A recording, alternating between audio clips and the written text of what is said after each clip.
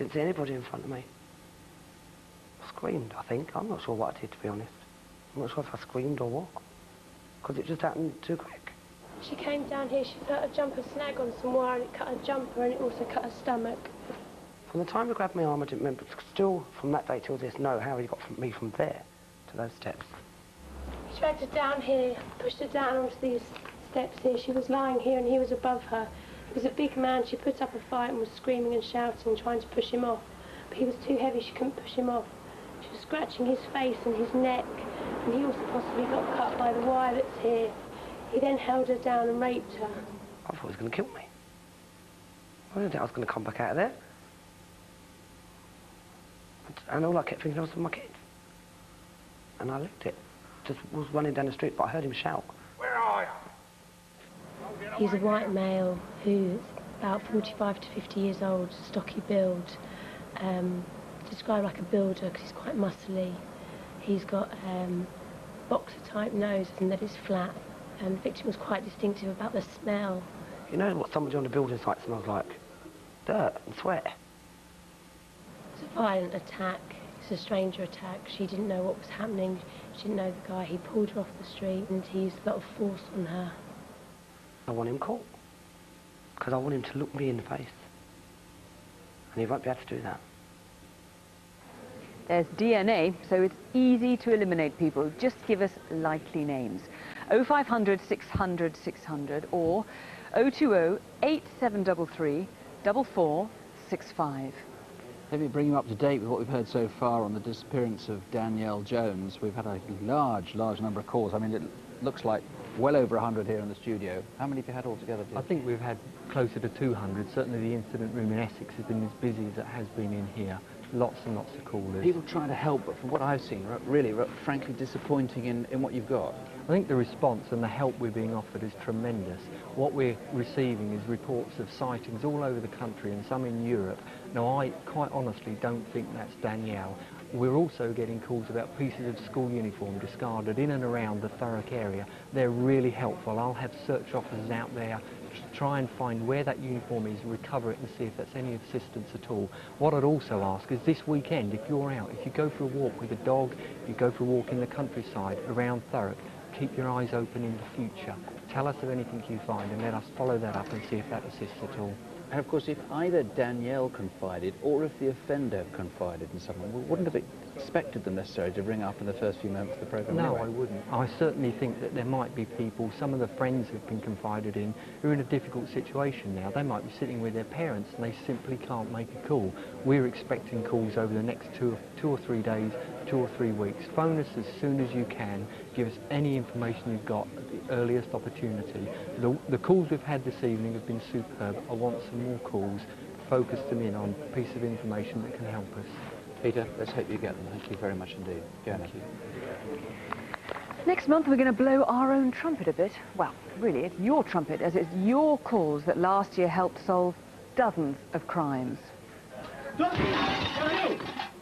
on, then. Yeah, come on. Yes. I'm arresting you for robbery. Yeah. Jeffrey Banks. Yes. Can you do me a favour? Could you lift your T-shirt up for me? Capture CID. You're under arrest on suspicion of armed robbery. Colonel, banish my lasagna. That's the least of your problems, mate. Find out how your calls led to their convictions. Now to the Jill Dando Award. It's part of the Police Bravery Awards, but this one is for a civilian. And this year it went to Stuart Jackson from Bingley in Yorkshire.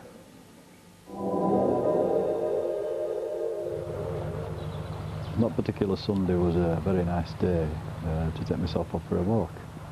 At the time I set off, I didn't decide whether it would be Skipton or Leeds until I actually got to the canal bank, and I decided Leeds. There was lots of people out walking. The canal bank was quite busy. It wasn't until I reached the Kirkstall area where it went very, very quiet.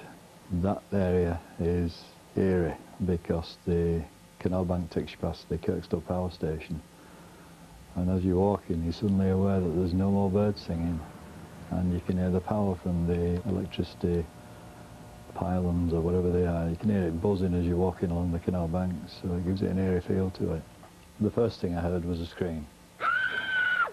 I did stop and I did look around because it didn't sound like kids playing about.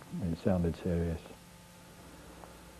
But not seeing anything, I cancelled it out and set off walking again.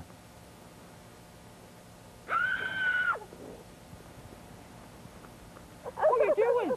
Leave her alone. It's all right, she's my girlfriend. I don't care if she's your girlfriend, leave her alone. She's my girlfriend. No matter what that man said, I didn't believe him.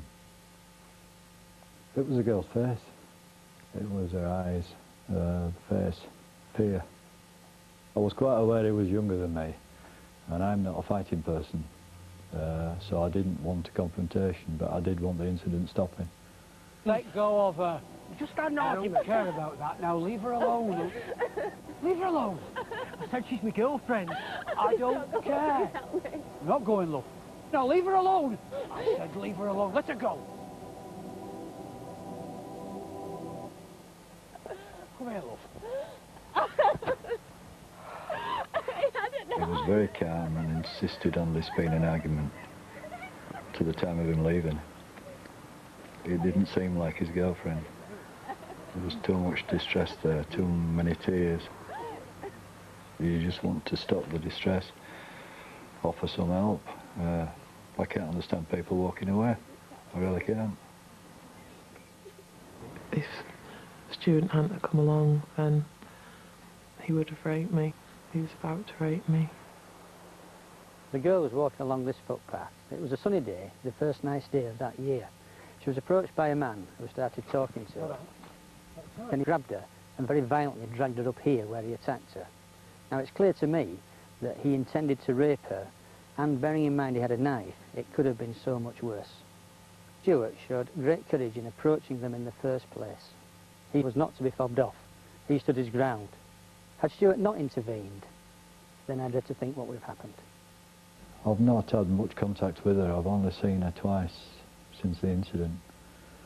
But I think I made a friend that day.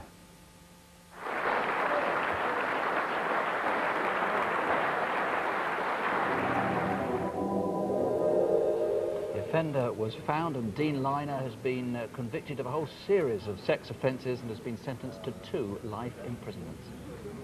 Well done, Stuart. We'll have more news with Crimewatch Update. That's in 35 minutes. And if you're having an early night, don't have nightmares, do sleep well. Good night. Good night.